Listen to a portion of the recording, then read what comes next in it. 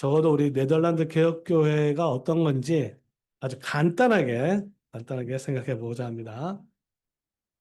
자, 뭐, 이 연표가 있으니까 역사를 별로 좋아하진 않더라도 간단하게 한번 흐름을, 이런 게 있다 정도 생각하시면 되겠습니다. 어, 네덜란드는 원래 네덜란드가 있지 않았습니다. 그래서 이제, 신성 로마 제국의 한 지역으로 있었는데, 1568년부터 이제 스페인에 대한 독립전쟁을 시작합니다. 그래서 네덜란드와 스페인은 사이가 굉장히 안 좋아요. 무려 80년 동안, 보통 이제 80 years war라 해가지고 80년 동안 1568년부터 이제 스페인으로부터 독립전쟁을 하는데 이게 기본적으로 이제 칼빈주의와 이제 로마 카톨릭 싸움이기 때문에 기본적인 성격은 종교적인 전쟁 성격도 있습니다. 그래서 이 전쟁을 주도했던 사람이 이제 윌리엄 오브 오렌지 공의 윌리엄이라는 사람이 주가 돼서 이제 독립 쉽게 말하면 네덜란드의 영웅이죠. 자, 그래서 1568년부터 이제 전쟁을 수행하는데 1571년에 드디어 네덜란드 개혁교회가 설립이 됩니다.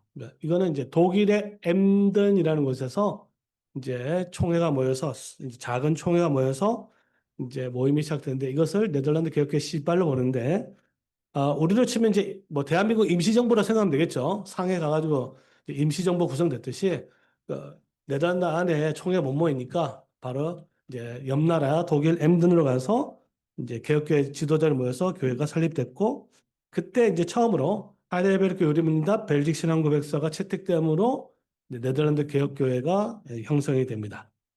그리고 이제 4년 뒤에 이제 레이든 대학교가 네덜란드에서 최초의 대학교가 설립이 되는 거예요. 레이든 시민이 이제 독립전쟁하면서 뭐 목숨을 걸고 싸웠는데 레이든 시민에게 이제 이 오란요 윌리엄이 그래서 싸웠다는 것을 정말 치하하면서 소원을 하나 있으면 하나 들어주라. 하나 주면 내가 들어주겠다.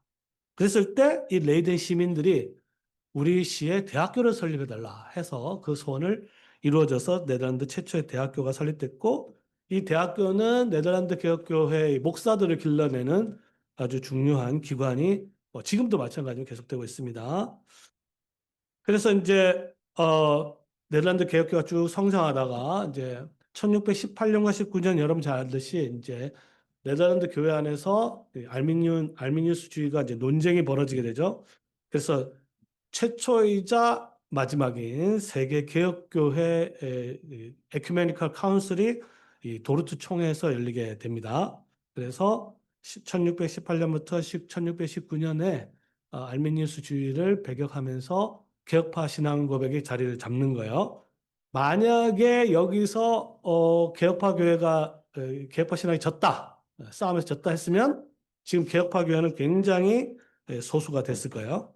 그래서 이제 1618년과 1619년에 도르트 총회가 개최되면서 개혁파 교회가 자리를 딱 잡게 됐는데 공교롭게도 1618년은 또 그 무시무시한 이제 30년 전쟁이라는 유럽 사람들은 진짜 사이 별로 안 좋아요. 진짜 싸움 엄청나게 했습니다.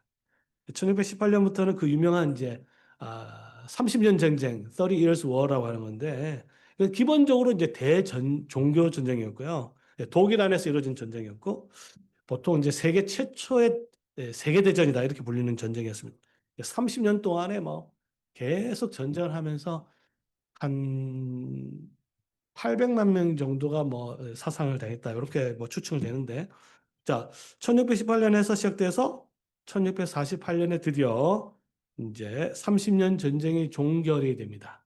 요때 네덜란드가 세계 유럽에서 독립 80년 전쟁도 그때 끝나는 거야 같이 끝나서 네덜란드가 공식적으로 국제사회에서 인정을 받는 것도 1648년이고 이때 그 유명한 베스트팔리아 조약이 성립이 됩니다. 이 베스트팔리아 조약은 뭐냐면 종교의 관용이라 생각하면 돼요. 이제 30년 동안 싸웠는데 누가 이겼어요? 뭐, 아무도 이제 무승부였죠. 그래서 결론이 뭐냐면 유럽 사회가 종교 문제는 전쟁으로 해결될 수 없다는 것을 30년 전쟁을 통해서 깨달은 거예요. 지금 보면 말이 안 되는 것 같죠. 그냥 뭐 때문에 싸우냐? 그냥 안 싸우고 해결되면 되지. 이렇게 생각하는데 17세기만 하더라도 한 국가 안에 두 개의 종교가 있다는 건 있을 수가 없는 그런 시대였습니다. 그런데 이제 한 국가 안에서도 여러 개의 어떤 종교가 있을 수 있다는 사고 방식이 1648년에 돼서야 그나마 이제 정착이 되기 시작한 겁니다. 그래서 베스팔리아 조약이고요. 자, 이때부터 이제 네덜란드를 보통 이제 골든 에이지라 해서 황금 기간. 그때 뭐 영국과 싸워서 쳐부수 이기고 프랑스하고 싸워서 막 이기고 뭐 그런 시대예요. 그리고 뭐 식민지 막 건설하고 네덜란드가 세운 가장 큰 식민지가 이제 인도네시아거든요. 그래서 인도네시아는 한때는 세계 최대의 개혁교회가 인도네시아에 있었습니다. 참고로 세계 최대의 이슬람 국가도 인도네시아요. 재밌는 거는 세계 최대 이슬람 국가도 인도네시아, 세계 최대 개혁교회도 인도네시아. 그러니까 인구가 2억인가 되는데 한 1%만 돼도 몇십만 돼버리잖아요.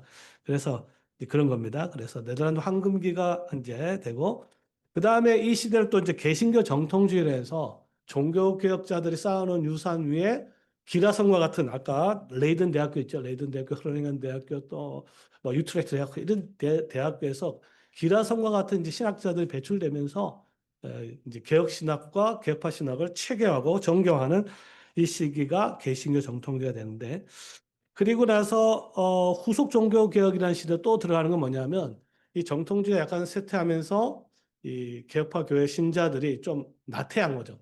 나태한 것을 다시 한번 이제 일으켜보자, 부흥해보자 이제 하는 그런 움직임이 이제 후속 종교 개혁 또는 나드로 레포마치라고 보통 이야기하는데 이제 이런 움직임들이 이제 17세기 정도까지 있어요.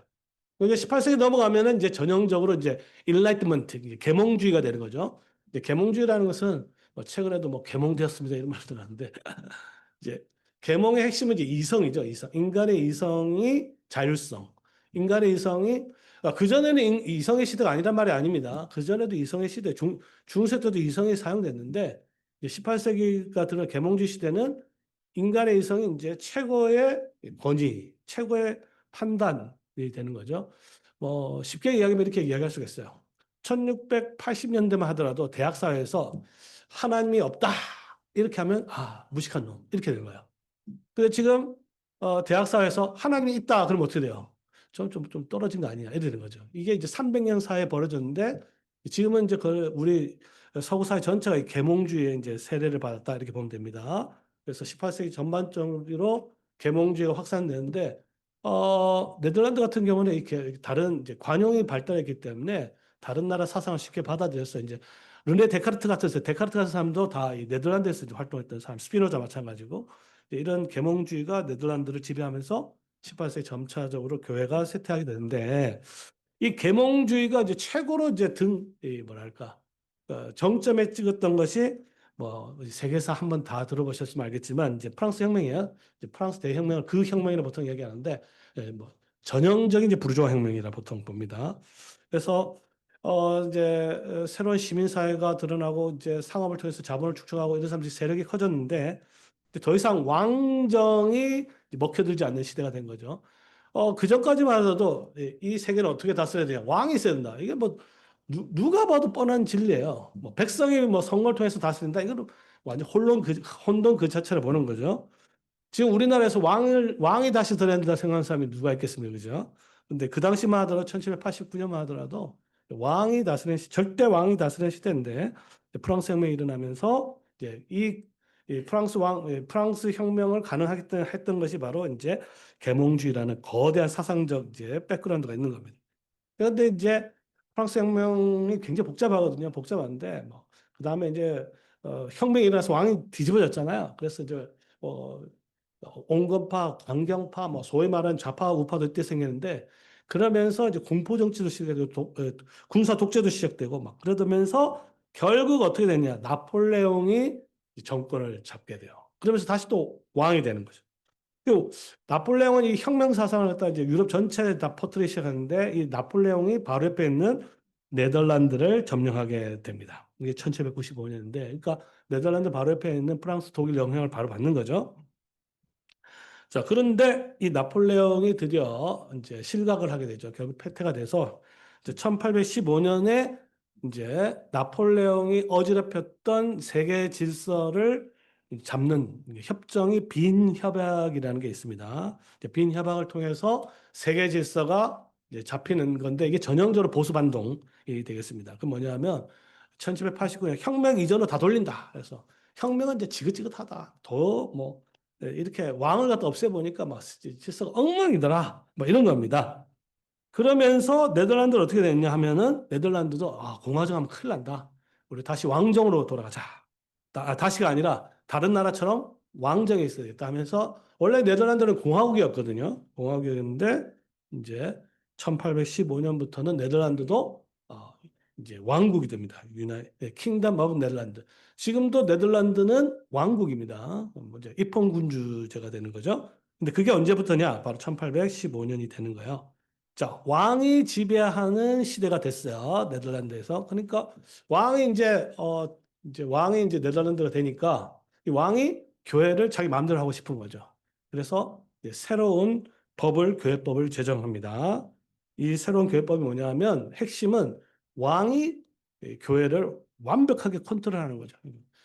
총회도 왕이 소집하고 목사도 왕이 세우고 노예도 해산시키고 모든 걸 다 이 왕이 에, 컨트롤하는 것인데 이러면서 이제 네덜란드 개혁교회가 세웠던 그래서 고백했던 신조 세 가지 신조죠. 아까 하이델베르크 르름달, 벨직 신앙국에서 그 다음에 도르트 신조 요 세 개에 대한 신조의 신조가 이제 무뎌지는 거죠. 그러니까 교회 정치가 엉망이 되니까 신조도 같이 엉망이 된 거예요. 그래서 이제 사실은 이제 도르총회 이후에는요, 총회도 제대로 세워진 적도 없었습니다. 근데 1789년에 그 프랑스 혁명은 이제 실패를 어떻게 보면 실패를 했다고 하지만 그 계몽주의 영향은 이제 더 이상 돌이킬 수 없는 거야. 그래서 여러 번 몇 차례 걸쳐서 혁명이 또 일어나는데 이제 1830년에 프랑스 혁명이 또 일어나요. 그러면서 또 이제 왕정이 또 무너지면서 이게 바로 이제 벨기에 영향을 주면서 벨기에가 네덜란드로부터 독립을 하는데 이 벨기에는 그 당시에 벨기에하고 네덜란드가 하나였는데 벨기에가 카톨릭이 셌거든요. 근데 카톨릭을 따르면서 이제 독립하면서 벨기에는 입헌군주로 가게 됩니다. 자, 그러니까 1816년에 새로운 교회법에 대해서 당연히 이제 저항하는 사람들이 생기겠죠. 핵심은 국가가 교회를 지배해서는 안 된다. 하나님께서 교회에 주신 질서는 질서대로 가야 된다. 네, 그래서 1834년에 보통 이제 분리복귀죠. 보통 분리라고 이야기하는데 원래는 정확한 거는 이제 복귀를 위한 분리 이렇거든요. 그래서 저는 분리복귀 이렇게 같이 이야기를 하면은 이제 분리복귀가 아웃샤이딩이라 해서 이것을 주도하는 사람이 핸드리크 딕콕이라는 사람이에요. 이 목사님이 이제 생기게 됐고, 그래서 이 교회 이름이 나중에 기독교 개혁교회, 기독교 크리스천 리폼 처치가 되는 거고요. 그 다음에 깜번 신학교, 깜번이라는 아주 자그만 예쁘단 소도시가 있었는데 그 도시에 소위 큰 깜번 신학교를 세우게 됩니다. 나중에 작은 깜번도 또 세워져요. 큰 깜번이 세워지게 된 게 1854년이고요. 1837년에 아브람 카이퍼가 이제 출생을 하게 됩니다. 자, 그래서 1848년에 또 이제 2월 혁명이 일어났는데 이 2월 혁명의 핵심은 근대 민주주의의 핵심이 되겠습니다. 이제 모든 성인 남자죠. 성인들의 투표권에 보장된 민주주의가 이제 도입된 게 이제 48년 혁명인데 이 민주주의가 네덜란드에서 들어오게 됩니다. 들어오게 되면서 네덜란드가 이제 입헌군주제로 바뀌고 또 그와 더불어서 교육의 세속화가 이루어지는 게 1848년 혁명인데 바로 네덜란드도 혁명 영향을 받아요.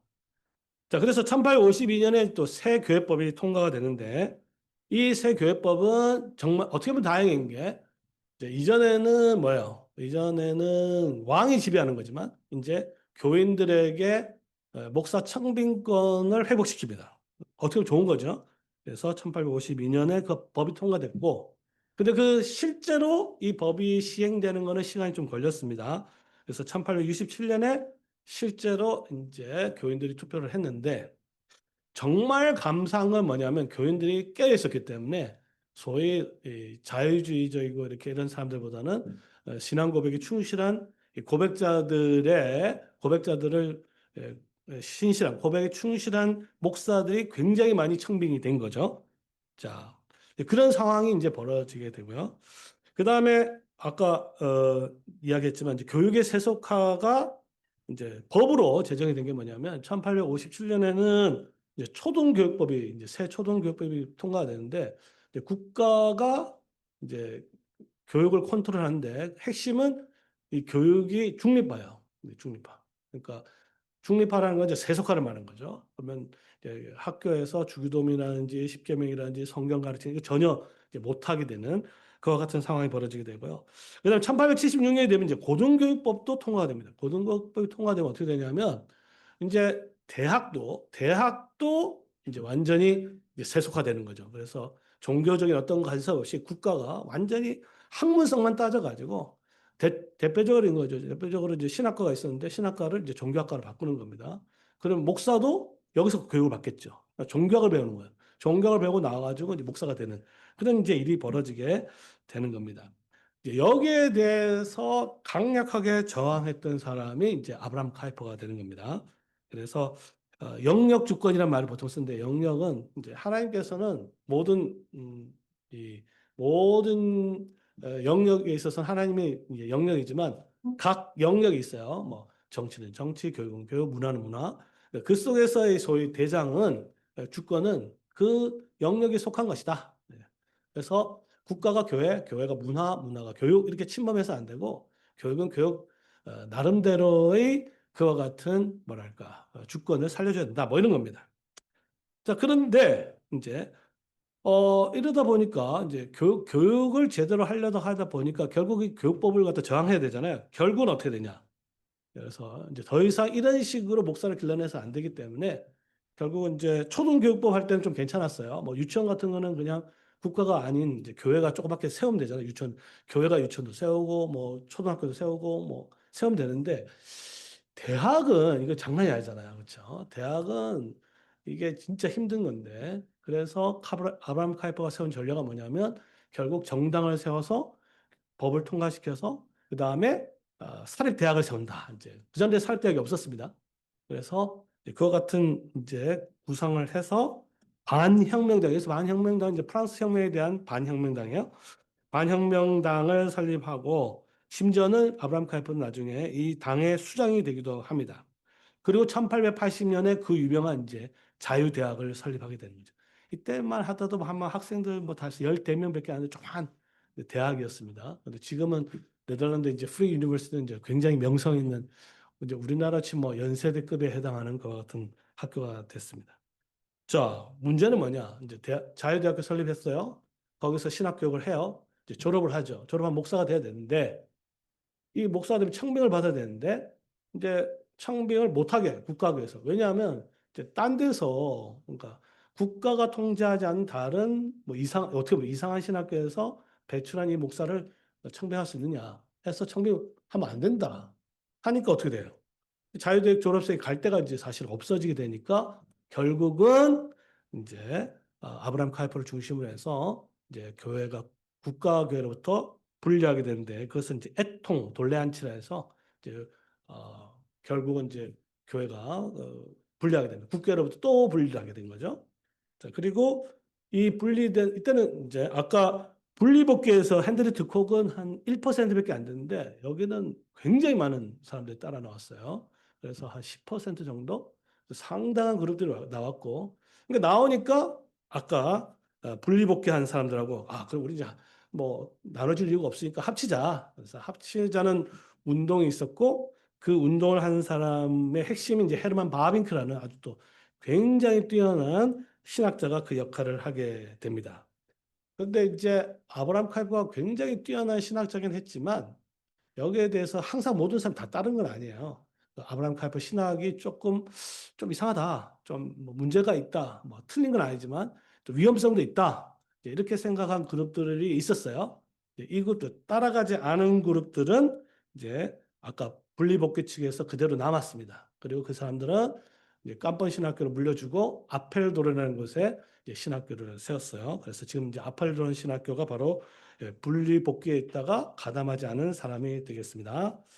그래서 아브라함 카이퍼 신학이 이렇게 굉장히 이제 지배를 하는데 여기에 가장 반대를 했던 사람이 누구냐면 이제 클라스 스킬더라는 사람이었습니다.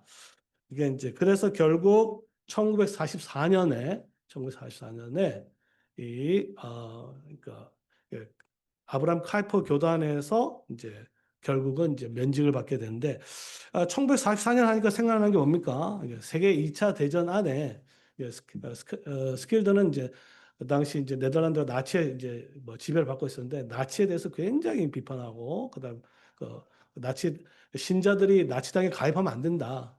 여러분 이제 이해가 안 가죠. 예수 믿는 사람이 나치당에 가입할 수 있습니까? 없습니까? 많이 가입했단 말이에요. 하면 안 된다라고 이제 목소리를 내다가 결국은 이제 총회로부터 이제 면직을 받게 되는데, 제가 여기를 안 썼는데요. 1892년하고 1944년 요 사이에 우리나라와 관련된 아주 중요한 사건이 하나 있어요. 그게 뭐냐면 지금 1907년에 이준 열사 아시죠? 이준 열사 어디 갔습니까? 중고등학생들 어디 갔어요? 잘 모르나요? 1907년 헤이거 가가지고 헤이거 이제 만국 박람회 갔을 평화회담 있을 때 거기서 고정해서 특사로 갔다가 이제 결국은 보통 이제 할복했다고 하는데 그건 이제 전 사실은 아니고요. 이제 이때 이제 아브람 카이퍼하고 뭐 이런 사람들 이제 글을 막 써요. 참고로 거기에 대해서는 제 조교였던 김정기 박사 아직 박사 학위 안 받았을 텐데 이제 책을 하나 쓴 게 있으니까 관심 있으면 보면 되는데 제가 이제 흥미롭게 봤던 건 뭐냐면 아브라함 칼빈은 도대체 우리나라 어떻게 봤을까? 뭐 이렇게 한번 이제 질문할 수가 있겠죠. 아무리 뛰어난 신학자라고 해도 우리나라를 좋게 볼 수도 있고 안 좋게 볼 수도 있겠죠. 그래서 우리가 생각하기는 저렇게 뛰어난 신학자가 우리를 갖다 그렇게 우리가 일본의 지배를 받고 있어야 훨씬 더 행복하게 산다 이렇게 말할 수가 있겠냐? 뭐 이렇게 이야기할 수가 있잖아요, 그렇죠? 그런 거는 우리가 이제 소위 신학이 바르다 해서 정치까지도 과연 바르냐? 그렇지 않다는 걸 알 수가 있고요. 사실은 이제 아브라함 카이커 같은 경우는 또 식민 통치라든지 남아프리카 공화국 이런 것도 정당하고 이렇기 때문에 우리 입장에서 보면 아브라함 카이퍼를 그렇게 뭐 좋게만 볼 수는 없습니다. 자, 어쨌든 이 아브라함 카이퍼의 너무 이렇게 주도적이고 아니면은 이제 세상에 대한 긍정적인 생각에 대해서 반대했던 분이 이제 클라스 스킬더고요. 그래서 이 클라스 스킬더가 결국 면직이 됐고 면직이 돼서 이제 해방파라는 교회를 설립하게 됩니다. 그게 이제 1944년쯤 되고요. 그리고 이 교단하고 우리 고신하고 어떻게 연관을 받게 되느냐 하면은 1953년에 박윤서 목사님이 자유대학교, 아까 아브라함 카이퍼 세운 자유대학교를 갑니다. 그래서 갔는데 1년 만에 1년도 안 돼서 귀국하게 되는데 이유는 이제 사모님이 교통사고로 이제 돌아가시게 돼요. 그래서 자유대학교 공부를 제대로 못했습니다. 그래서 1962년에 이제 이근삼 박사님, 우리 고신대학교를 대학으로 만드신 우리 이근삼 박사님이 자유대학에서 최초로 한국인으로 박사학위를 수여하게 됩니다. 그러니까 선교학으로 박사학위를 받았는데 J.H. 바빙크에서 이 바빙크 아까 헤르만 바빙크의 조카가 되겠습니다. 그래서 이분한테 이제 지도를 받아서 최초의 성교학 박사를 받게 되고요. 그리고 1972년 10년 뒤에 허승일 박사님이 이제 깜번 신학교에서 박사를 받게 되는데 이근삼 박사님이 자유대학교에 있었을 때 어떤 경위로 해서 이 해방파 목사님과 연결이 돼요. 그리고 나서 이 해방파 목사님이 우린 고신에 대한 스토리를 들으니까 자기네하고 너무너무 유사한 거죠. 그렇죠? 아까 했지만 고려신학교 마찬가지잖아요. 고려 신학교 세웠는데 신학교 졸업생이 나왔단 말이에요. 나왔는데 총회에서 신학생을 안 받아줘요. 안 받아주니까 어떻게 해요? 결국은 우리 경남노예가 이제 세웠듯이 그리고 그것도 다 44년 전쟁통에 전쟁통에 쫓겨났잖아요. 우리 고신도 1950년 전쟁주의에 쫓겨나요. 예수 믿는 사람 한 번 싸우면요, 뭐 전쟁도 필요 없어요. 뭐. 전쟁이 뭐고 잘라내는 데 그게 우리 한국의 역사입니다. 한국 사람들 믿으면 뭐 대단합니다, 제가 보기엔. 근데 해방파도 마찬가지였습니다. 그러니까 비슷비슷하죠. 그 이야기를 듣고 그 다음에 이제 허승길 박사, 이근삼 박사님이 이제 해방파 교회하고 관계를 맺게 되고 그리고 귀국하고 나서 이제 고려신학교를 고신 대학으로 설립하는데 아주 큰 역할을 하는데 이제 이근삼 박사님이 이 자유대학에서 공부하면서 아브라함 카이퍼 영향을 굉장히 많이 받게 된 거죠. 그런데 이제 허순일 박사님은 자유대학교가 아니고 이제 깜본 신학교, 해방파 신학교를 가서 처음으로 박사학위를 받게 되고요. 그다음부터는 우리 고신과는 공식적인 관계를 통해서 계속 이제 연락을 하게 됩니다. 그다음부터는 이제 뭐 유해무 교수님, 변정희 교수님 이렇게 교수님들 가서 거기서 공부를 하게 되고 거기서 고재수 교수님이라든지 박도 교수님이라든지 네덜란드에서 교수를 파송하고 해서 굉장하게 긴밀한 관계를 맺게 되었습니다. 자, 이게 이제 네덜란드 이야기. 뭐 간단하게 했습니다. 그다음에 미국 개혁교회는요.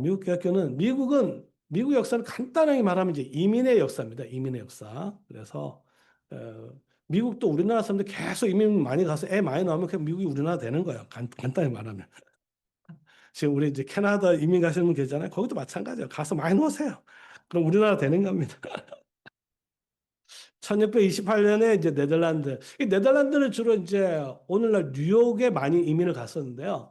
원래 이제 뉴욕은요, 원래 뉴 엠스터담이에요. 근데 결국은 영국, 잉글랜드하고 네덜란드하고 이제 부딪혀가지고 결국은 이제 경쟁에서 밀리면서 뉴 엠스터담이 뉴요크가 된 거예요. 자, 그래서 1628년 처음으로 교회 하나가 세워졌고, 이때는 이제 네덜란드의 하나의 그 이민교회죠. 이민교회가 됐다가 이제 계속 이제 그 성장을 하는데 결국은 이제 자기들이 스스로 목사를 길러내야 되니까 신학교를 세울 수밖에 없죠. 그전에는 어떻게 했어요? 그전에는 이제 유학생들 보내가지고 네덜란드에서 공부시켜가지고 와서 이렇게 목사를 계속 수입했는데 이제 1780년, 160년 뒤에 뉴 브란스위크라는 곳에서 뉴욕에 있는 그 학교를 설립하게 됩니다. 이제 흥미로운 거는 바로 이제 우리나라에 처음으로 왔던 언더우드 목사님이죠. 언더우드 목사님이 바로 뉴 브런스위크 신학교 출신이에요. 원래 이제 화란 출신, 화란 개혁교 출신이었다가 장로교회 서포트를 받아서 1885년에 우리 한국 조선의 땅을 받게 된 겁니다. 자, 그래서 크다가 1992년에 독립된 교단으로 설립이 되어 1792년 그래서 더치 리폼 처치 인 아메리카가 되겠습니다. 자, 근데 이제 또 이민의 물결이 또 한 19세에 오는데 근데 이 사람들 주로 어디로 왔냐면 웨스트 미시간, 미시간주의 서부 미시간주로 많이 왔어요. 뭐 거기에 이제 도시 이름도 아예 홀랜드로 지어버렸어요. 네덜란드 이름도 홀랜드 있잖아요.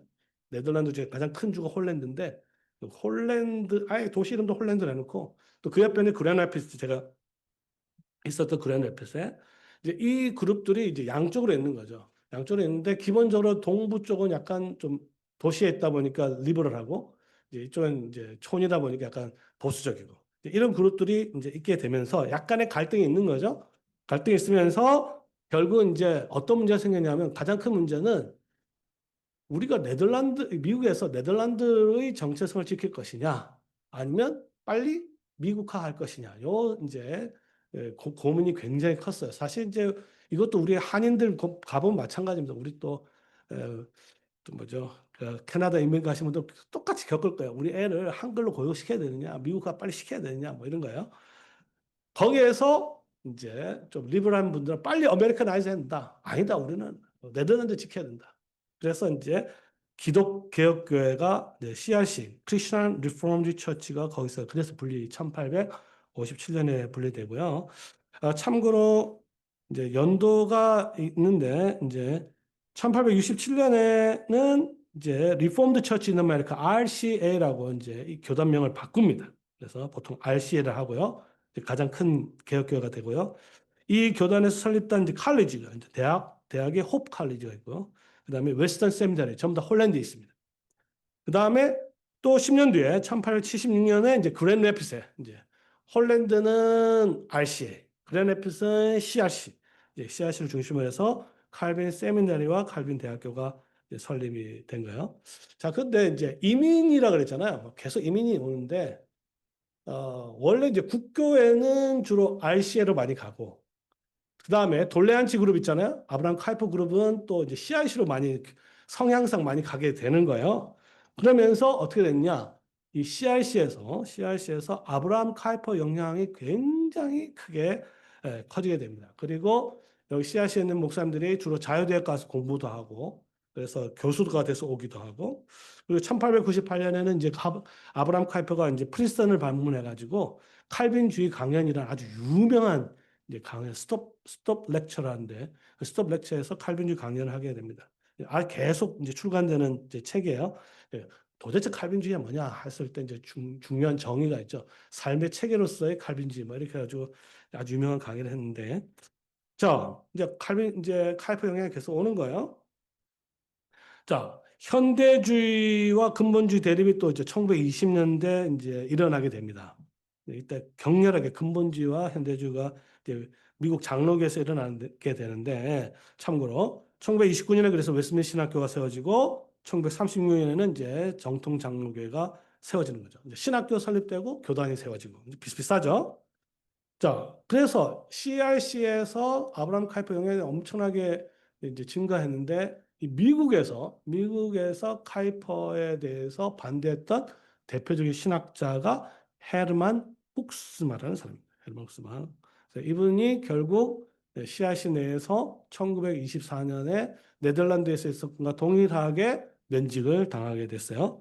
그러면서 1925년 프로테스탄트 리포먼드 처치라고 해서 PRC가 설립이 됩니다. 그러니까 올해가 이제 100주년이 되는 거죠.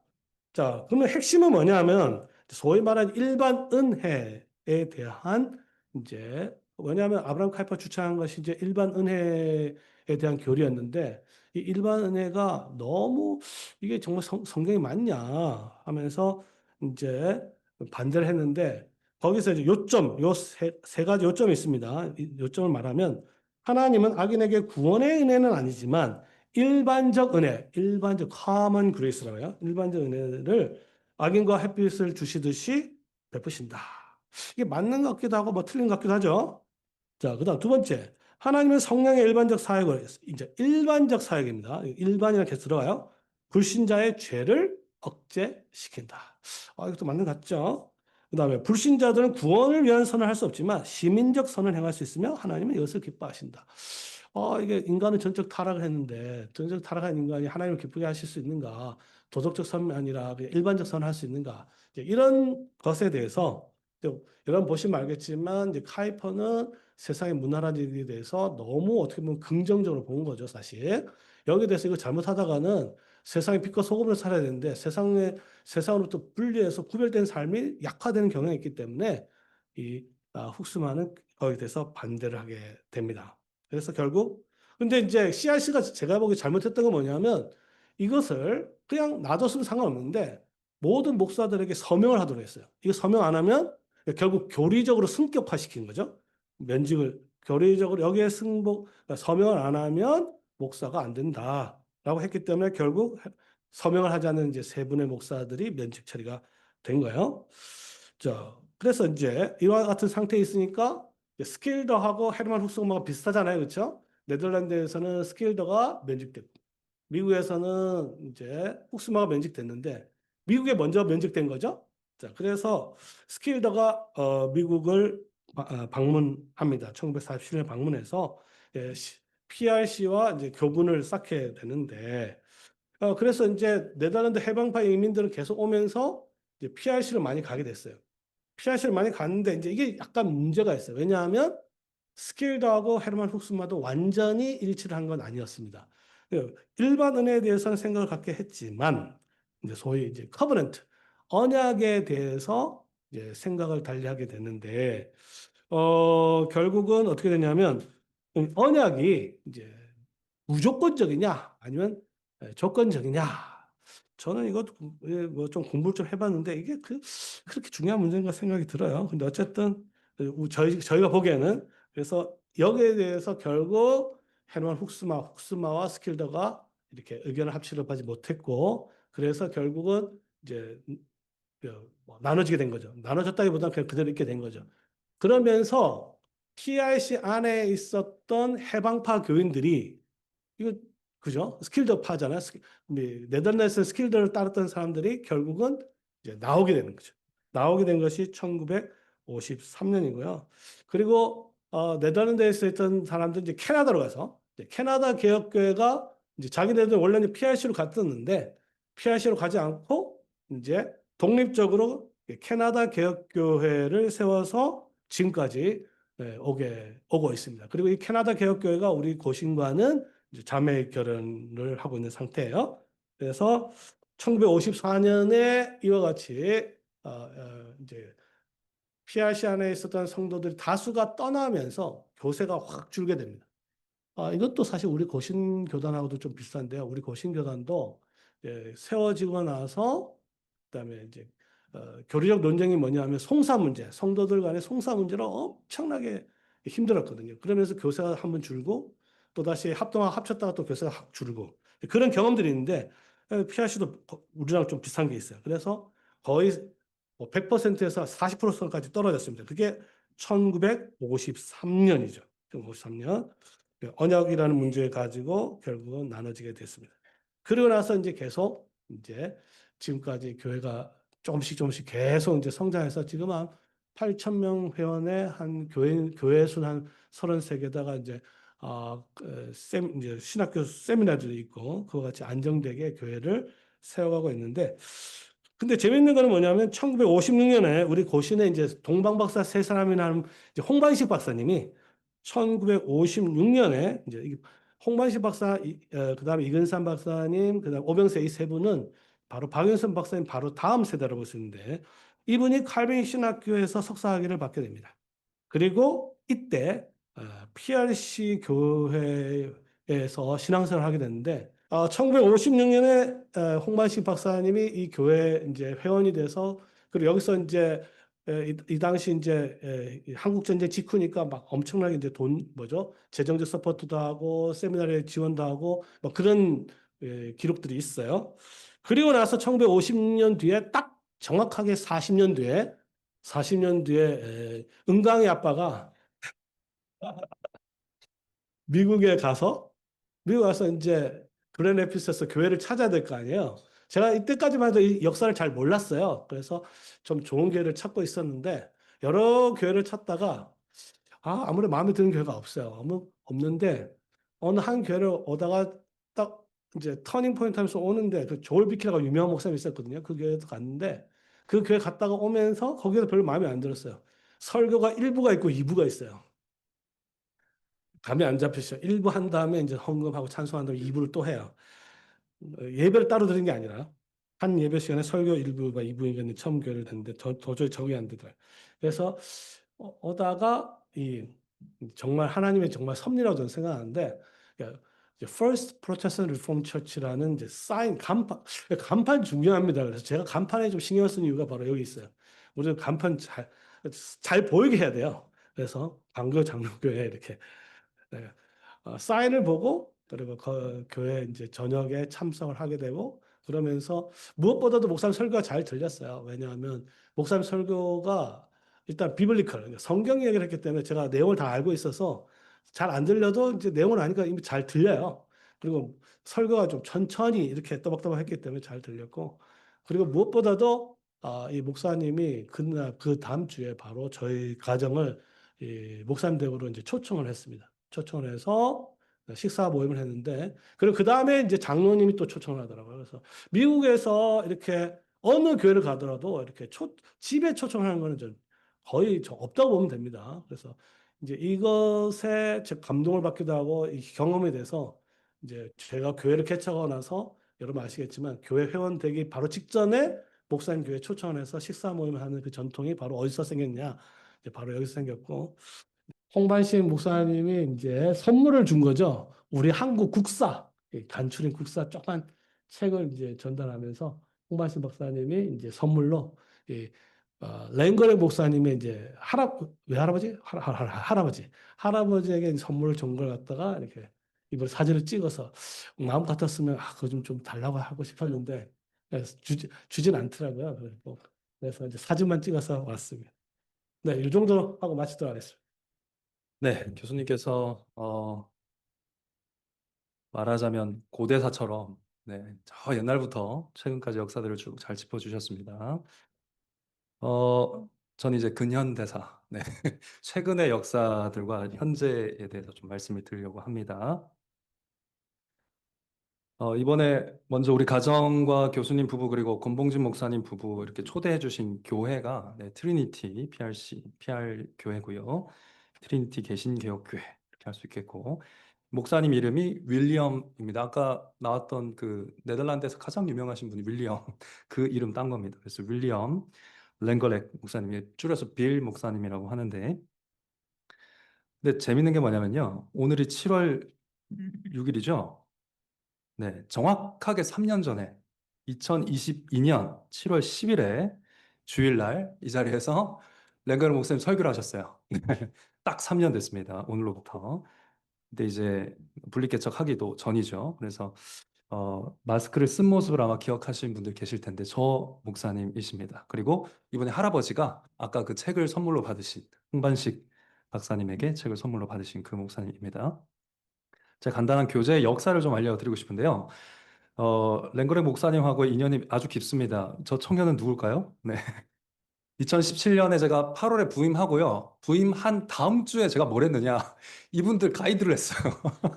여행가, 교수님이 그 저한테 이렇게, 교수님 이제 나는 이제 간다. 영국 가니까 알아서 해라. 이러고 이제 이분들을 다 저한테 떠넘겨 주시고, 예, 영국 가시는 바람에 제가 여기 민속촌입니다. 민속촌에서 이렇게 카멘가 교수님하고 그때 아마 설교 기억하시는 분 계실 겁니다. 입다에 대한 설교를 하셨던 카멘가 교수님하고 네, 랭거르 목사님 부부, 카렌 사모님 이렇게 또 제일 끝에는 좋은 장로님 이렇게 해서 이제 오셨었거든요.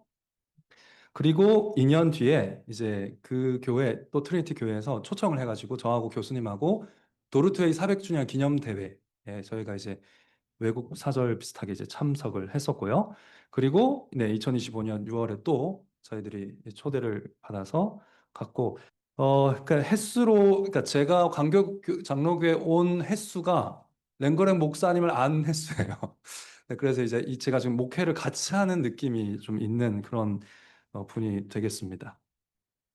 그리고 이번에 목사님이 이제 이번에 가니까 좀 본인 어려웠던 얘기까지 좀 깊이 해주셨어요. 그래서 많은 것을 배우고 또 진심 어린 교제를 하는 것 같은 그런 느낌도 많이 받고 했었습니다. 그래서 그런 이야기를 나누려고 하나님이 이 만남을 이루게 하셨나 이런 생각까지 했습니다.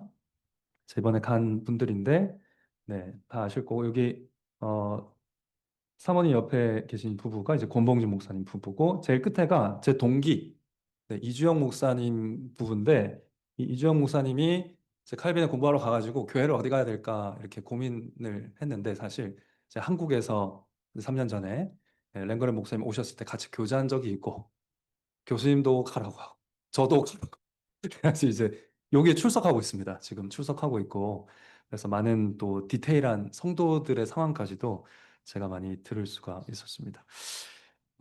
당회 이 교회 당회에서 예산을 통과시켜가지고 9명이 초청을 받은 건데 우리로서는 매우 감사한 일이고 오지 않을 이유가 없었는데 또 랭거랭 목사님하고 당회는 조마조마했대요. 뭐 당회에서 이렇게 얘기했답니다. 우리가 9명 한국 손님 초청했는데 반 정도 오면 많이 올 것이다. 왜냐 이분들 되게 한국에서 바쁜 분들이다. 교수님이고 담임 목사고 요 공보진 목사님 최근에 개척하셨거든요. 그래서 개척하고 바빠서 많은 기대하지 마라 그랬는데 웬걸 다음 주에 저희가 다 간다고 한 거예요. 그래가지고 다 온대 이러면서 좋아하셨다는 얘기를 해주셨습니다. 그래서 첫날 이제 첫 주일날 예배 때 이렇게 뭐 선물도 전달하고 사진도 찍고 이제 저녁 예배거든요, 이게. 전 저녁 예배의 매력을 너무 좋다는 거를 거기서 느껴가지고 우리도 하면 참 좋겠다. 그러니까 아침 예배를 드리고 11시쯤 다 집에 가요. 그리고 낮잠을 자요. 그 얼마나 달콤한 낮잠을 푹 자고 그다음에 뭐 이제 점심시간 때 이제 뭐 성도님들 아름아름 초청해가지고 다 동네 주변에 있으니까 이제 초청해가지고 성도님들 식사하고 낮잠 자고 뭐 성경 보고 뭐 책 보고 대화하고 설교 토론하고 하다가 이제 저녁 한 5시 반쯤 와가지고 예배 드리고 또 집에 가고 식사를 교회에서 안 하니까 그게 스트레스가 없는 것 같더라고요 보니까 네 그렇게 저녁 예배 너무 좋았습니다. 근데 이날은 특별히 교회에서 식사를 준비해가지고 네 저희들이 맛있게 식사도 했고요. 근데 유한이하고 윤성이가 안 보이잖아요. 네, 유한이가 어디 있었냐면 여기 있었습니다. 네, 여기가 유아실입니다. 네, 우리 교회 유아실의 원조. 네, 우리 교회 유아실 세팅이나 컨셉 자체가 여기서 온 거거든요. 네, 보시면 알겠지만 어떻습니까? 부모 편의 시설이 굉장히 많죠. 네. 부모가 좀 편히 앉아서 아이들을 볼 수 있는 장난감 같은 거 많이 있지는 않고요. 네, 그런 걸 볼 수가 있습니다.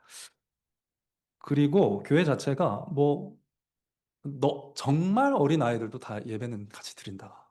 너무 신기한 게 그분들도 노력을 많이 하긴 하더라고요. 다 이렇게 요만한 박하사탕 있거든요. 많이 가져와가지고 네, 말을 하고 싶을 때마다 하나씩 입에 넣어주고 뭐 글이라고 하고 뭐 노력을 많이 하더라고요. 근데 어쨌든 너무 조용해요. 제가 너무 놀란 게 신생아부터 다 있는데 자 기도합시다. 딱 기도하면은 제가 그때 이제 시계를 선물로 들고 왔잖아요. 그 시계 소리밖에 안 들려요. 찰칵 찰칵 정말 넓은 거 400명 드리는 공간인데 찰칵 그 소리밖에 안 들려. 너무 조용하게 예배하는 거 보고 또 많이 놀랐습니다. 아마 분위기가 그렇게 조성이 되고 오랜 시간 그 왔기 때문에 가능했던 것 같습니다. 네, 저기 아줌마가 한 명 서 있고요. 여기가 이제 어, 팔스니지라고 하는 목사 사택입니다. 이제 교회에서 마련해준 목사 사택이고 이제 2층으로 보이는데 이게 뒤에서 봐서 그렇고요. 앞에서 보면 여기 경사가 보이시죠? 네, 경사가 있어서 앞에서 보면 1층이고 뒤에서 보면 이렇게 2층인데 저희가 이렇게 베이스먼트라고 지하실 여기서 보면 저는 지하실은 아니죠. 그래서 여기를 다 통째로 내주셔가지고 저희들이 너무 잘 지낼 수가 있었습니다. 뭐 속은 이렇게 생겼습니다. 손주들이 많기 때문에 손주들 열 몇 명이었죠? 11명? 현재 11명, 아직 두 자녀가 결혼 안 했는데, 현재 11명 이제 손자들이 노는 공간 저희들한테 내주시고, 원래 또 막내 아들이 좀 쓰고 있는 방도 내주시고, 또 이렇게 침대방도 마련해 주셔가지고, 네, 잘 지내고 왔습니다. 여기가 이제 뒤뜰인데요. 이제 뒤뜰에 이제 이렇게 프라이빗한 이제 그러니까 마음껏 아이들이 좀 놀 수 있는 그런 공간이 있다 보니까 아이들이 핸드폰 볼 필요가 없더라고요. 그냥 속옷 입고 나가서 놀고 잠옷 입고 나가서 놀고 수시로 나가서 뭐 그네 타고 뭐 이래가지고 그런 것이 참 부러웠습니다. 그리고 여기 보시면 이 까만색 땅 있죠. 네, 여기 까만색 땅이 쫙 몇 킬로가 펼쳐져 있습니다. 저희가 원래는 늪이었던 데였는데 이제 네덜란드 사람들이 뭘 잘하냐면 늪을 밭으로 만드는 걸 굉장히 전문가라고 합니다. 네, 그 수로 뭐 이거 시설 이런 개간하는 거 전문가들이어 가지고 미시간에 땅값이 엄청 살 때 다 이 늪을 다 사가지고 지금 밭으로 다 만들어가지고 거기서 감자 심고 뭐 다 우리가 개간한 거야 하면서 막 목사님이 알려주셨는데 거기서 막 채소, 양파, 감자 뭐 이런 거 팔아가지고 그리고 뭐 이렇게 블루베리 알이 막 자두만 해 막 이렇게 큰 게 있는데 네 그런 거 만들어 팔아가지고 이제 그 네덜란드 사람들이 거기 정착하는 데 있어서 저 까만색 땅 밭이 굉장히 큰 역할을 했다. 아직도 저기는 다 밭입니다. 네 그리고 첫날 이제 도착한 그날 토요일 날 저희가 보트를 탔거든요. 여기 이제 보트 주인이 이분이시고, 네, 아마 랭거렌 목사님 친척일 거예요. 뭐 저기는 다 친척이에요. 네, 다 결혼을 다 이렇게 해가지고 다 친척인데, 버니라는 분인데, 저희들이 뭐 옷을 보면 알겠지만, 날씨가 추워가지고 막, 와, 이렇게 즐기진 못했지만, 이제 멀리서 손님들 와가지고, 이제 기꺼이 또 배를 태워주시고, 본인 소유입니다. 무슨 말이다? 부자입니다. 네, 부자. 제가 이 얘기를 왜 하냐면요. 제가 이제 배를 타고 가는데 이 버니라는 분이 그 한국에서 번역하고 있는 출간하는 사업 잘 되고 있냐 물어보는 거예요. 이거 무슨 말이지? 그거 있잖아. 이북으로 출간하고 한 거 그거 잘 되고 있냐? 무슨 얘기죠, 이거? IBTW. 네. 우리 교회에서 이제 여기서 이제 이 교회에서 나오는 청소년 개간지 저희들이 번역해서 3번 정도 했었는데 이걸 왜 이분이 물어보지 했더니 IBTW에 많은 후원을 하고 계시는 분이셨습니다. 그러니까 여기는 부자들이 다 이런 일을 해. 돈 많이 벌어가지고 청소년들 출판하는데 청소년들 사업하는데 막 씁니다.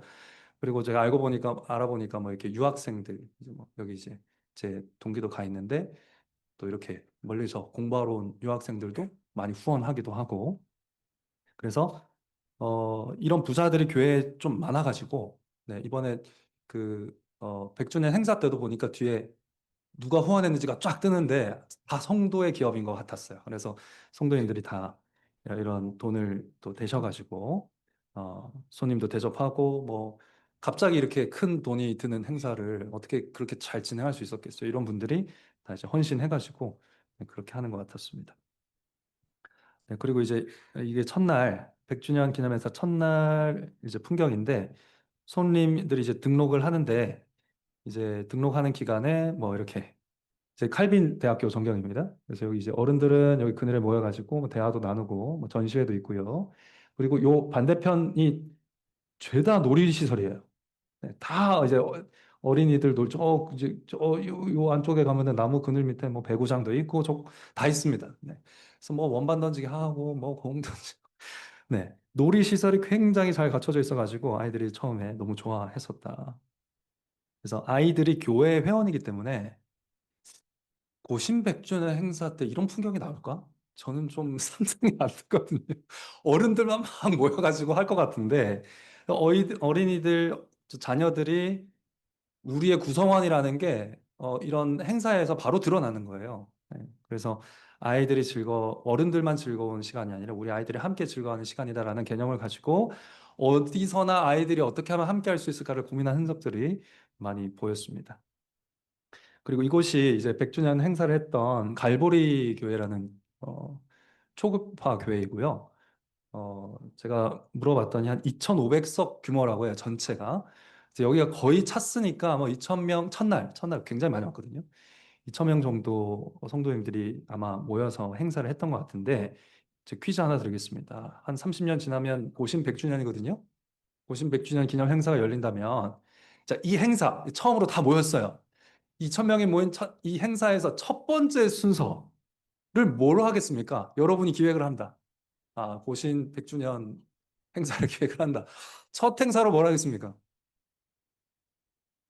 첫 행사. 1번. 예배. 네, 예배, 여는 예배. 네, 또 뭐 하겠어요? 세봄이 뭐 할 것 같아요? 그때 살아있을 가능성이, 네, 고신이 있을지 모르겠지만, 지금 있어야겠죠? 뭐, 어떻게 100주년? 기도. 네, 진부하다. 그죠? 네, 미안합니다. 네, 어떤 순서가 첫 순서였냐면, 요게 첫 순서였습니다. 자, 첫 순서 합니다. 했더니, 갑자기 애들이 끝도 없이 나오는 거예요. 처음에 한 50명 나왔을 때 멈출 줄 알았어요. 한 100명 정도 나왔을 때 멈출 줄 알았어요. 150명 정도 나갔을 때 멈출 줄 알았어요. 계속 나오는 거예요, 애들이. 계속 나와가지고, 이제 이 친구들이 합창을 하는 게 첫 순서였습니다. 그러면 이제 저로서는 뭔 생각을 했겠습니까? 이 교회는 50년 뒤에도 있겠구나. 우리 교회는요? 50년 뒤에 있을까요? 지금 여러분의 선택에 달려 있습니다. 네.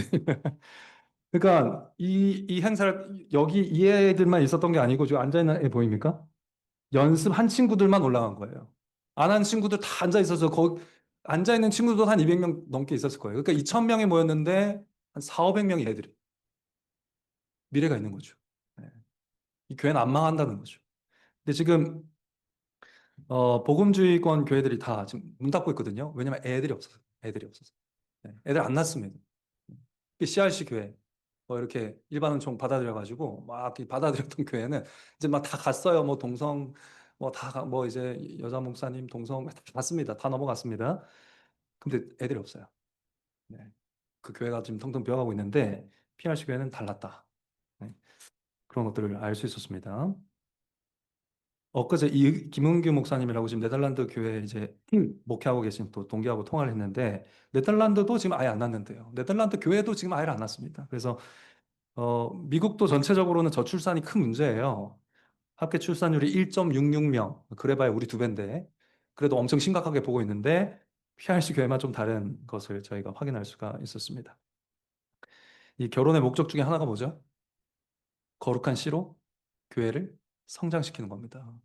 네, 이 목적 때문에 결혼할 수 있어야 돼요. 네, 둘이 좋아서 결혼하는 거는 다 하는 거고 우리는 성도로서 거룩한 씨로 교회를 성장시키는 것 때문에 결혼할 수 있어야 되고 결혼해서 이 목적을 이루기 위해서 힘을 다해서 수고해야 됩니다. 엄청 등골이 휘게 수고하고 있는 걸 제가 보고 왔습니다. 우리나라는 대학교 들어가면 등록금 많으니까 이제 부모님들 막 허리가 휘시죠.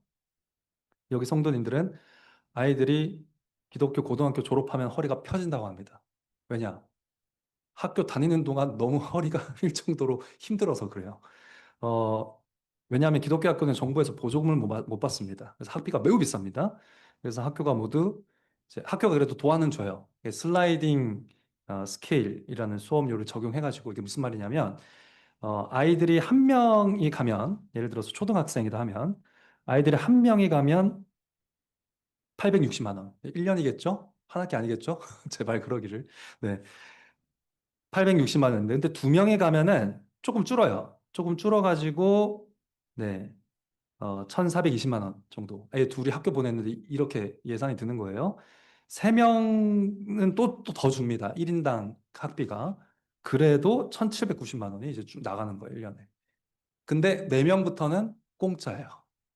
그러니까 그래서 그런지 모르겠지만 여기 갔는데 애들이 죄다 집집마다 4명 아니면 5명 아니면 6명이에요. 많이 나올수록 네, 이득이죠. 네, 그래서 그런지 모르겠지만 근데 엄청 이 아이들을 기독교 학교를 유지하고 이 아이들을 학교로 보내고 하는데 굉장히 큰 노력들을 하고 있다. 미국 사람들 뭐 돈 많이 벌지 않나요? 천만 원 말씀. 네. 미국이 세계에서 물가 제일 비싼 나라예요. 부동산 제일 비싸요. 네. 그들이 뭐 특별해서 이렇게 하는 게 아닙니다. 네. 우리처럼 힘들게 사는데 이렇게 하는 거예요. 네. 자녀들을 잘 키워내기 위해서. 그래서 이렇게 학교는 그렇게 슬라이딩 스케일 적용해가지고 좀 도와주고 그다음에 교회에서는 매주 학교를 위해서 헌금을 하더라고요. 그래서 보통 헌금이 한 번 있고 또 예배를 드리다가 갑자기 오늘은 어떤 학교를 위해서 헌금합니다. 그래서 또 헌금을 하더라고요. 그래서 그런 것들을 이제 교회에서 모아가지고 또 돕기도 하고 네, 그렇게 해서 다 이렇게 어떻게든 함께 가려고 하는 모습도 제가 봤습니다. 집사들이 다 챙겨가지고 어, 돕고 계시는 걸로 제가 알고 있고요. 그래서 교회를 떠나지 않도록 이 아이들이 어른이 되고 중고등부 지나서 어른이 되도록 성도로 잘 자랄 수 있도록 온 교회가 다 힘을 쓰고 있다는 것을 제가 보았습니다. 제 노래를 하는 거 들려드리려고 했는데 소리가 안 들릴 것 같아서 이거는 밴드에다가 올려드리겠습니다.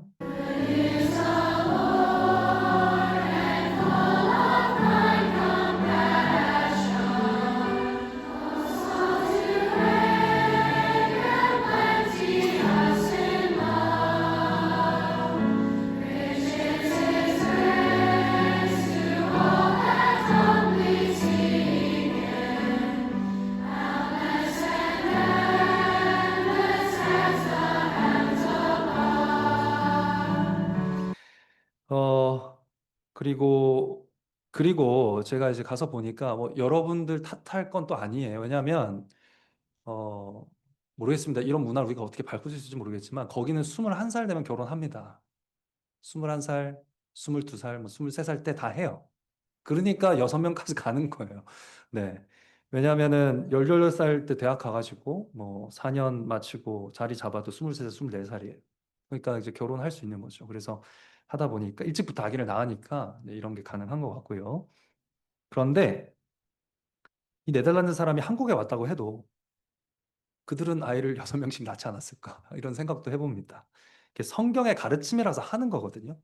네, 그런 어떤 정신을 우리가 좀 한번 살펴보면 좋겠다는 생각을 많이 했습니다. 근데 우리나라는 이대로라면 20년 뒤, 30년 뒤에는 바른 교회를 찾아서 이민을 가야 될 수도 있습니다. 모세 안녕 하면서 캐나다 가야 될 수도 있어요. 캐나다 개혁교회.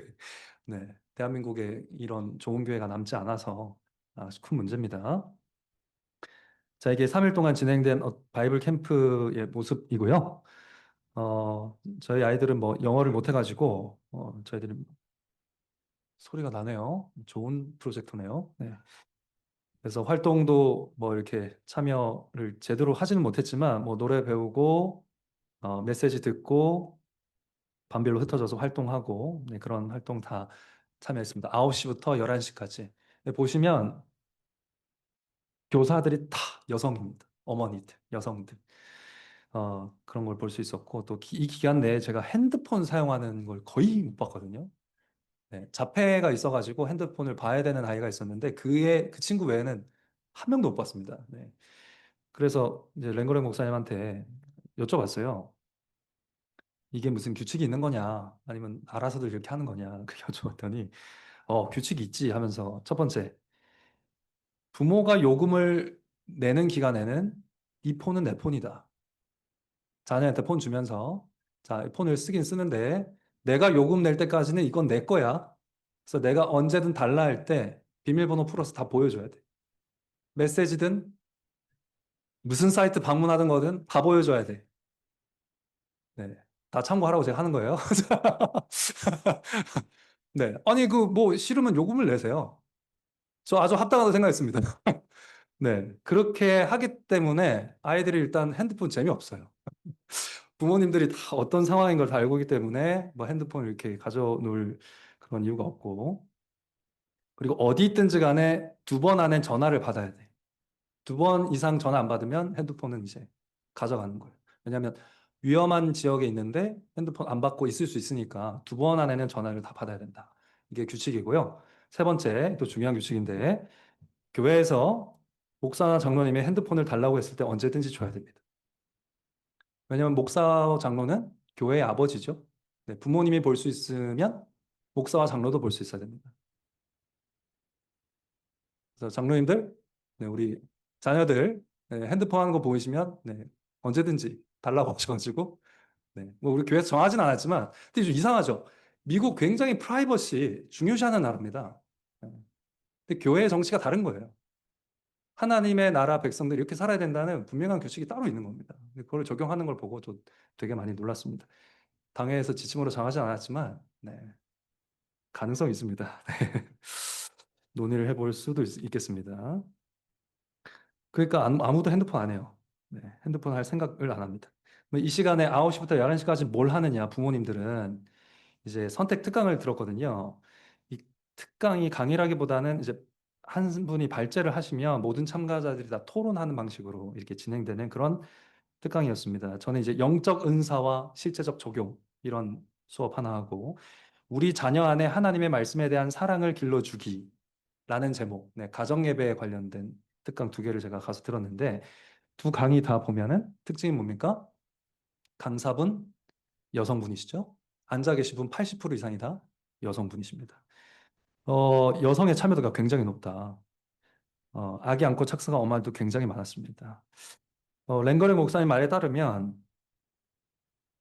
어, 부모들이 특히 엄마가 부모들이 다 그런데 특히 엄마가 자녀 양육을 자기의 전업으로 풀타임 잡, 자기의 전업으로 삼고 있다는 것을 제가 알 수 있었습니다. 하나님께서 육아를 얼마나 기뻐하시는지를 알고 이 일을 아무나 못한다는 것을 분명히 알고 자부심을 가지고 프로페셔널하게 굉장히 직업 여성처럼 이 육아를 대하고 계신다는 것을 제가 봤습니다. 랭거랭 목사님 말씀을 제가 좀 인용을 하면요. 가정예배, 그 설교에 대한 대화, 토론, 신앙교육, 그리고 기독교 학교 운영은 사실상 거의 풀타임 워크, 풀타임 작과 같습니다. 우리 부모님들, 특히 어머니들은 학교 활동에 매우 적극적으로 참여하시고 학교는 부모님들의 활동과 자원봉사에 참여하도록 최선을 다하고 있습니다. 교회는 부모들이 자녀를 사랑하고 함께 시간을 보내도록 강조합니다. 자녀의 신앙 활동 외에 다른 활동 시간조차도 부모님을 통해 하나님의 사랑을 경험할 수 있어서 자녀의 성장에 큰 도움이 되고 있습니다. 자, 여기 좀 중요한데요. 대부분의 어머니들이 정규직으로 일하고 있지 않기 때문에 아버지들도 추가 수당을 위해서 과도한 초과 근무를 하지 않도록 격려하고 있습니다. 이 말이 좀 이해됩니까? 엄마가 일을 하지 않기 때문에 아빠도 야근하지 말라는 거예요. 이게 지금 이해가 됩니까? 안 됩니까? 우리는 이제 수입을 생각하기 때문에 이해가 안 돼. 저희 말을 한참 고민했거든요. 이 말이 무슨 말일까? 어머니들이 정규직으로 일하다 돈을 못 벌고 계시잖아요. 그러면 우리는 어떻게 생각합니까? 당연히. 아빠가 야근하고 추가 수당 벌고 많이 돈을 많이 벌어야 된다고 생각하겠죠? 근데 정반대로 생각한다는 거예요. 엄마가 정규직을 하지 않고 아이를 양육하고 있기 때문에 아버지도 빨리 들어와서 양육해야 된다는 거예요, 아이를. 네. 엄마가 자기 일 하지 않고 자기 커리어를 쌓지 않고 지금 육아를 하고 있기 때문에 남편도 추가 근무하지 않고 빨리 들어와서 아이하고 같이 시간을 보내는데 힘쓰라는 거예요. 이렇게 가르치고 있다고 합니다. 그러니까 기준이 다른 거예요. 수익이 기준이 아니고 자녀와 함께하는 시간이 기준이다. 네. 양육과 육아가 부모가 받은 하나님께 받은 사명이기 때문에 직업은 도구이기 때문에 그렇게 생각하고 있는 것을 제가 보고 왔습니다. 그럼 제가 좀 여쭤봤죠. 여러분의 질문을 담아서 여성들이 교회에서 역할이 뭡니까? 가정에서 그렇게 하는 거 말고 어떤 역할들이 있습니까? 랭거레 목사님이 여성에게는 몇 가지 제한이 있습니다. 여러분 잘 알다시피 목사, 장로, 집사 등 특별한 직분을 맡지 않는 것. 네, 그런 제한이 있고요. 또 여러분 또 반발하시겠지만 항존 직분을 선출하는 공동의회에서 투표하지 않습니다. 여성들은. 왜냐? 네, 남자와 여자가 한 몸이기 때문에 그렇습니다. 네. 남편이 어, 아내의 머리이기 때문에 네. 완전 한 몸이에요. 네, 그렇기 때문에 투표하지 않는다.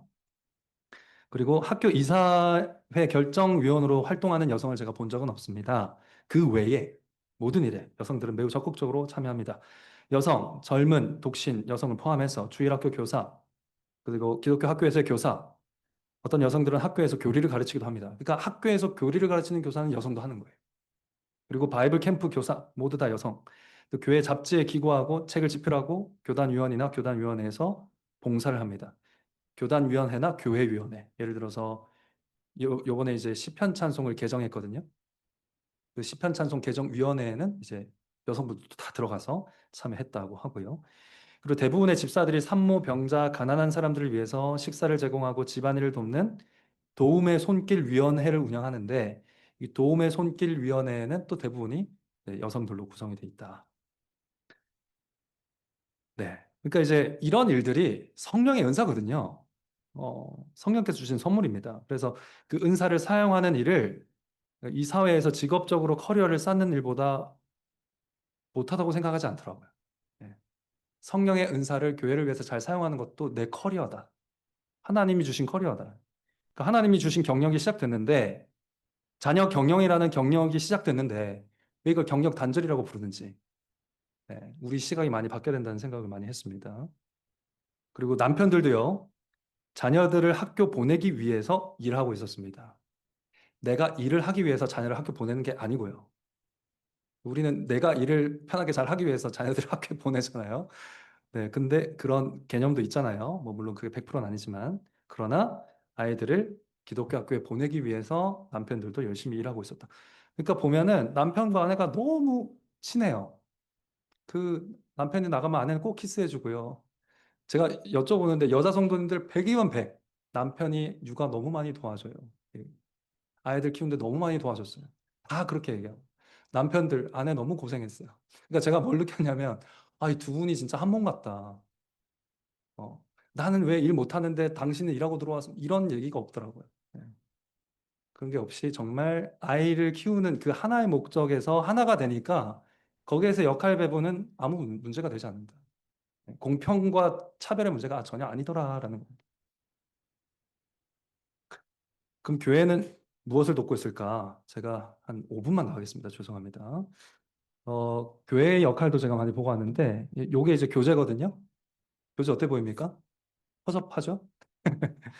디자인 뭐 없습니다. 그냥 뭐 A4 용지에 이렇게 만든 이제 이런 것인데, 여기 보물입니다. 네, 여기 다 담겨 있어요. 교육 커리큘럼이. 그래서 보면 나이 연령대 나눠 본 거 보세요.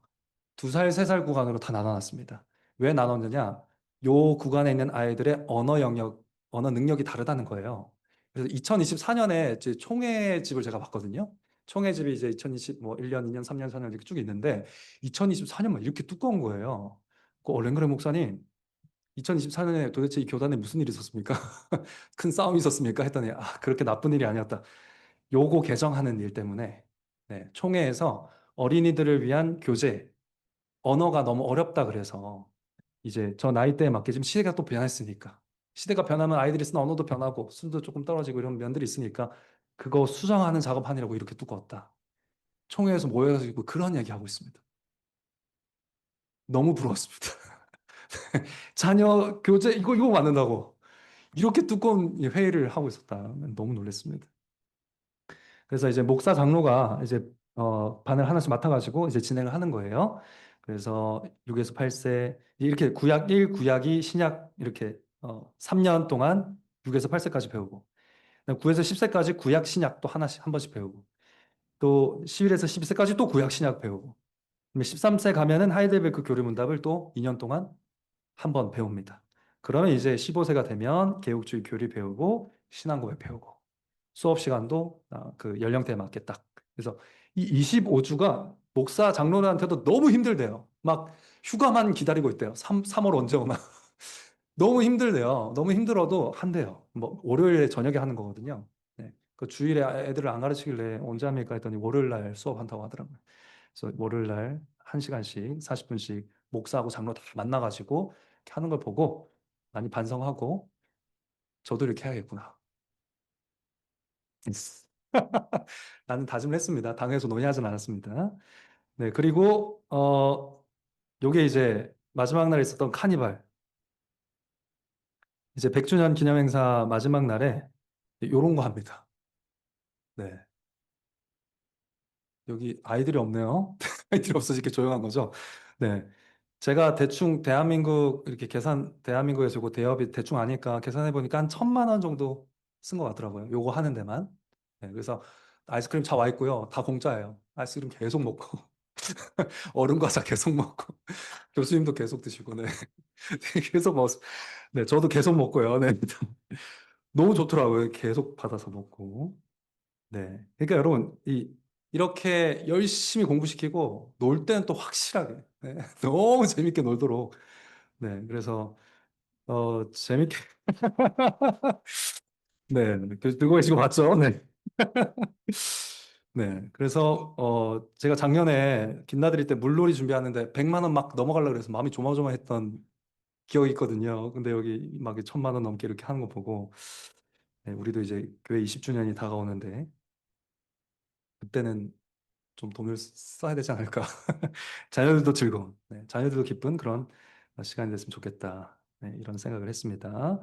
그리고 요거는 이제 제가 보여드렸던 네, 싱얼롱 콘서트.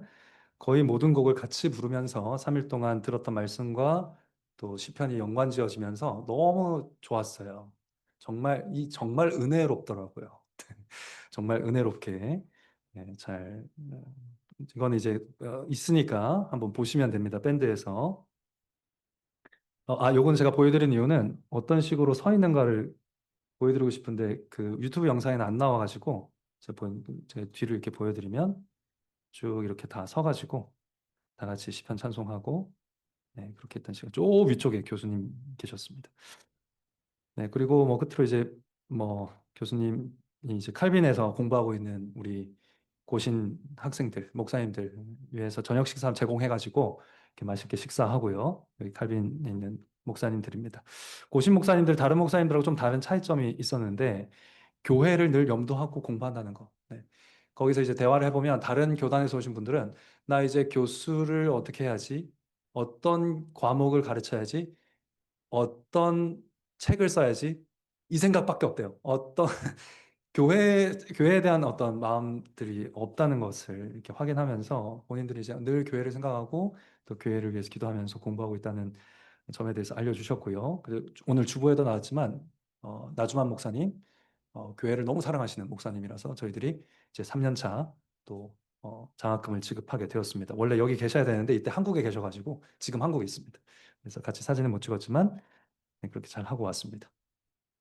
이 뒤에 한 30분 더 강의할 내용이 있는데 그건 다음에 시간이 너무 많이 가서 다음에 우리 아카데미 있을 때 좀 더 깊이 나누도록 하겠습니다. 여기까지 하고 마치겠습니다. 감사합니다.